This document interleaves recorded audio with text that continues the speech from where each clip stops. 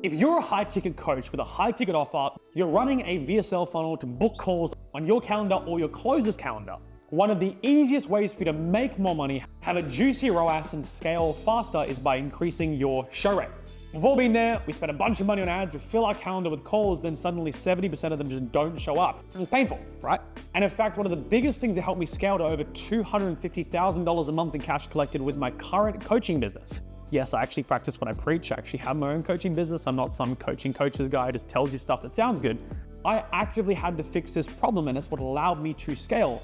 In this video, I'm going to show you exactly what I did and what you can do to increase your show rate by 10, 20, 30%, make a ton more money, impact a ton more lives without having to spend more money on ads. So let's dive into it. I'm James. I run a coaching company here in Australia. We do over $250,000 a month in cash collected. We have incredible success rates, incredible reviews. We really do impact the lives of our clients. I'm very proud of that. And on this channel, I break down what it is that I've done to grow this coaching business, to impact the lives of my clients, and also build a business that has lasted for years and years and years. So many coaching businesses out there, they pop up for 1 month and go on the next because they don't have the longevity and the systems required to ultimately keep them going. And so on this channel, I'm no coaches guru. I just break down exactly what it is that I do, what's worked for me, what's not worked for me, the lessons I've learned along the way, so that I can help you scale further and faster based on not theory that I learned in some mastermind 3 years ago, things that I'm actively doing every single day to run and grow my coaching business, so you can profit from everything I learned. Now let's dive into the meat and potatoes. Show rates really do make or break a call funnel. If you're running a call funnel and you're spending money on ads, getting calls booked on your calendar, if 30, 40, 50, 60, 70%, 80% aren't showing up, these are people that you're paying for that are booking in your calendar that aren't putting money in your pocket. Which not only sucks for you because you're the one footing the bill for the ad spend, but also they don't get their lives changed. If you're watching this video, you likely have a high ticket offer that changes lives, whether it's you help people make more money or you help them lose weight, or you help them find their dream partner, whatever it may be. This person, because they didn't show up, they are unable to get that outcome. So not only do you pay the financial cost, but they pay the cost of living the rest of their lives without getting that outcome. Meaning life sucks for them and you can't scale your coaching business because you're spending money, not making money back. And in all honesty, I've had my best months and my worst months in my coaching businesses, and every single time when I look back at it, a lot of the time it's dictated by how the show rate was. And the best months were always after I implemented some of these things that I'm talking to you about here. So let's dive into how to increase your show rate for your high ticket offer on your call funnel. Now the first one is preliminary, and it's very important because at the end of the day, you can't put lipstick on a pig. If your offer is unproven and nobody's showing up to your calls, there might be a chance that it's your offer. If your offer isn't appealing, it isn't standing out, it isn't actually generating enough interest, or it's just getting people who will click on ads because they're curious, but it's not actually an offer that people really, really want, you're gonna have an issue with your show rate. And so if you're launching a brand new offer and you're dealing with show rate issues, of course, implement the things we're gonna break down here, but at the end of the day, if nothing changes and nothing works, you're probably gonna wanna tweak your offer. And that could be down to the way that you explain it. It could be down to the outcome you help people get. Is it too unbelievable? Is it something that people just don't really want? Do you not have enough proof? Do people not believe you? Are you not compelling enough? I have videos all about how to design offers right here on the channel, but ultimately, if you're trying everything and nothing's budging, you're gonna wanna have a quick look at your offer. But let's assume you got an offer, it is proven, it is making you money, it is something that people want, it's not an absolute shit show. Well, then the first thing that I've found to be a massive improvement when it comes to show rate is the confirmation page after they book in. So after somebody has booked in a call with you, the very first thing they're gonna see is that confirmation page. And if you're following, I guess, industry norms, what are you gonna see? Congratulations, your call's booked, make sure you show up or we're gonna murder your whole family. Make sure you add the call to your calendar and make sure you set reminders on your phone and make sure you also, you're not driving, you're not in the car, you're not in the shower, make sure you come with your credit card on hand, make sure, and you start pushing all this stuff on the person. And while I know that it's really because you wanna make sure they're coming prepared and they're gonna show up on time and they're not gonna cancel last minute, which means that other people can't book into that slot, I get it. But at the end of the day, it's like you haven't secured the deal. You don't necessarily have the right to suddenly expect all of this stuff from that person just because they clicked an ad and booked in a call. One of the biggest things you should be doing on that confirmation page is number one, really selling the fact that they should give a shit about what you do in the first place. Breaking down that it's actually gonna help them get the result. Breaking down all the proof that you're not actually full of shit. Breaking down the reviews, the results, and the testimonials, showing that you actually are the real deal and they really should care. Because if they don't believe you're worth it, they don't believe you can help, well then what's gonna happen? They're not gonna show up anyway. And secondly, one of the biggest breakthroughs that I learned was answering their questions before the call. So many people, they see an ad, they click the link, they book the call, and then they're in this waiting limbo between, hey, I just booked in this call to, hey, here's the call over here. But all these questions pop up. How am I gonna make money? How does it work? How much time does it take? How is this different from X and X? What is the cost of your coaching? And all these questions fester in their brain, and either, number one, they don't get the answers, so their interest level drops, and then they might not show up because they forget or they just don't care anymore. Or they go out there and search and research and look online, and who finds them? It's competitors. And before you know it, you have people who are booking in calls and not showing up because they already bought from your competitor 24 hours earlier because they provided them with the information that you didn't.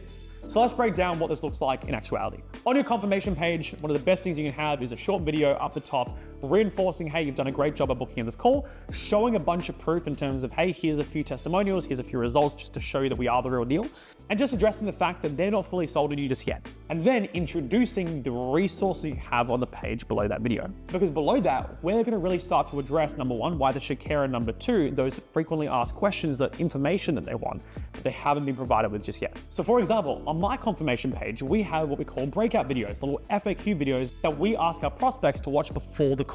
And these are here really to help them, because on them, we go through stuff like, what does the coaching cost? We tell them right off the rip what it costs. So that way they're not coming onto a call and get a sticker shock. They know exactly what it costs. And I feel like people really appreciate that transparency, because I cannot tell you how many amazing clients have come in to work with me and gone, hey, like, I really appreciate the fact that you told me the price before I ever even showed up the call. That not only allows them to prepare themselves for it and make sure they have the funds allocated for it, but it also makes you very clearly somebody who's transparent, who's honest, who's upfront about this kind of stuff. We also touch on things like, how much time is it gonna take? How am I gonna make money? What does the business model work like? What about this? What about that? These little FAQ videos that I have, they're 1, 2 minutes, 30 seconds long.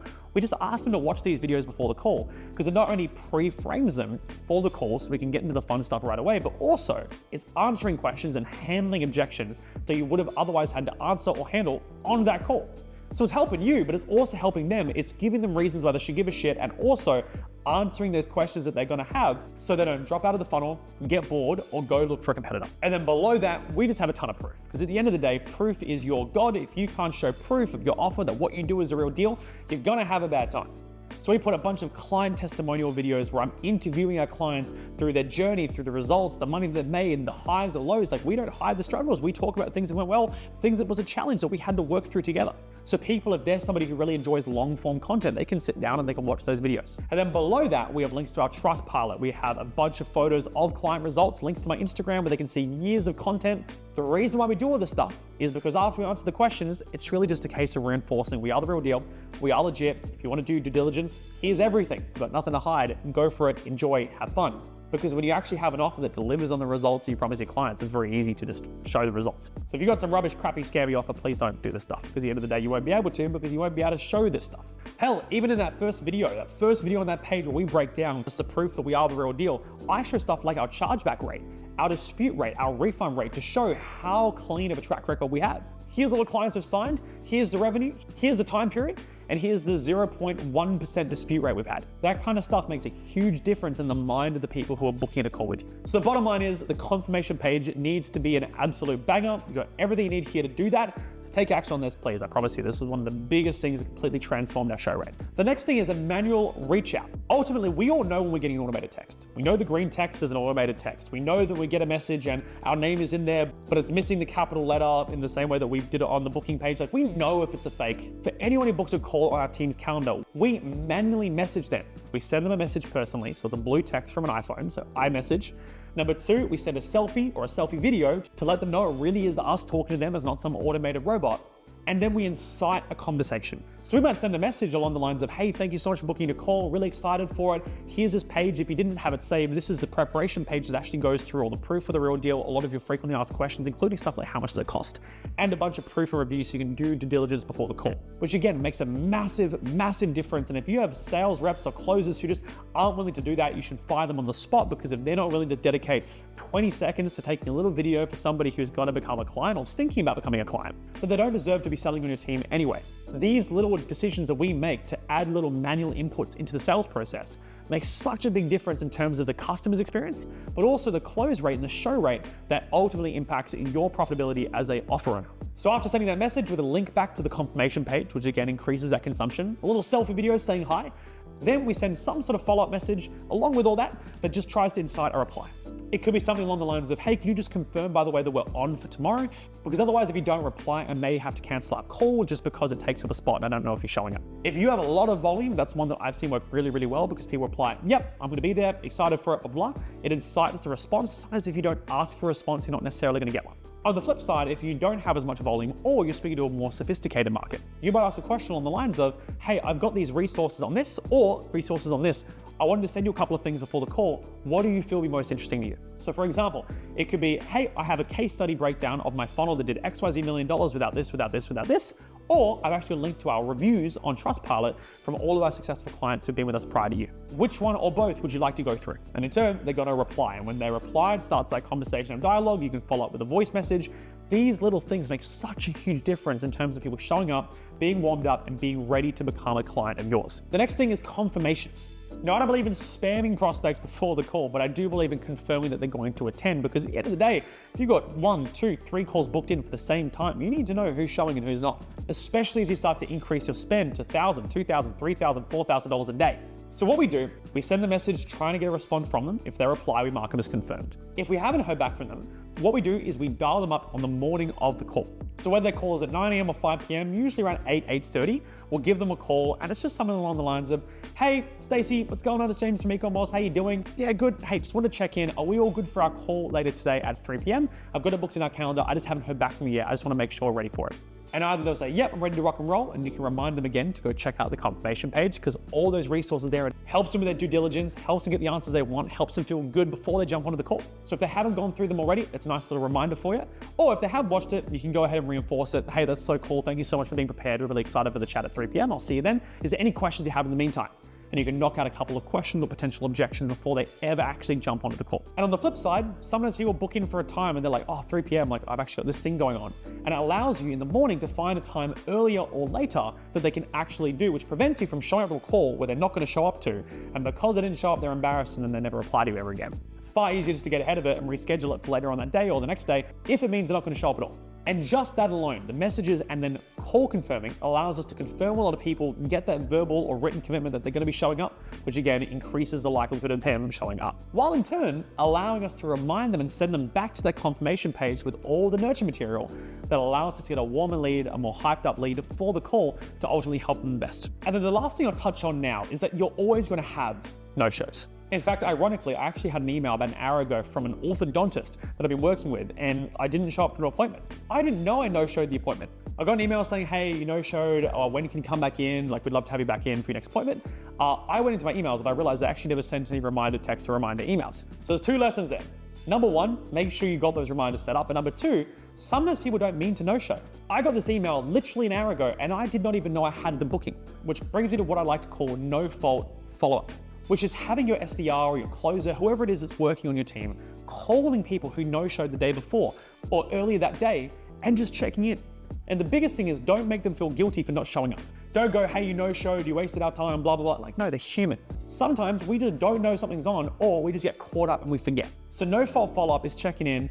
Hey, what's going on, Stacey? It's James. How you going? Yeah, good. Hey, I noticed that you didn't join the Zoom room for our call at 3 p.m. yesterday, and I wanted to check in. I know life can get in the way. Is everything all good on your end? And then what happens is either they'll make someone up, which is fine, or they'll just tell you what actually happened. They got caught up at work, this thing happened, or they didn't get the reminder emails, whatever it may be. And you go, no worries at all. I don't blame you. Life can always get a bit crazy. Let's get you booked in for a new time, because it doesn't make sense for us to leave this here, especially as I saw your application. I know you're looking to insert whatever it is that they wanted. Get that extra income for this reason, because of this, and I want to make sure we can make that happen for you. So what's a better time later tonight or tomorrow that I can book us in for so we can do this call? That's what I like to call the no-fault follow-up.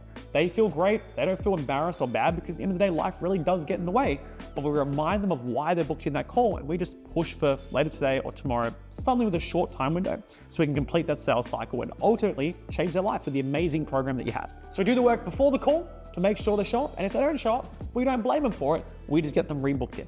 And that's some of the biggest things that I've seen make a huge difference for us in terms of massively increasing our show rate, our ROAS, and our profit, so we can impact more lives with our coaching without having to spend a bunch of money on ads to the point where we're unprofitable. Now look, there are a ton more strategies on the paid ad side, on the remarketing side, things that I've learned along the way that have really made a hell of a difference. But those are things for a different time. And by the way, a quick shout out to somebody called Jeremy Haynes, who's one of my current mentors. He is absolutely incredible. Some of these strategies come directly from him. I highly recommend you check his stuff out. Here's somebody who's really ahead of the curve when it comes to stuff like show rate practices or nurture practices or just anything to do with call funnels or webinar funnels. He is amazing. And I want to make sure I give credit where credit is due. But these are things that have massively helped me. I hope you get a ton of value out of this. If you have any questions or what I would do in this situation or for this offer, drop them down in the comments. I would love to give you some guidance, love to help you out. And with that being said, I'll see you in the next one.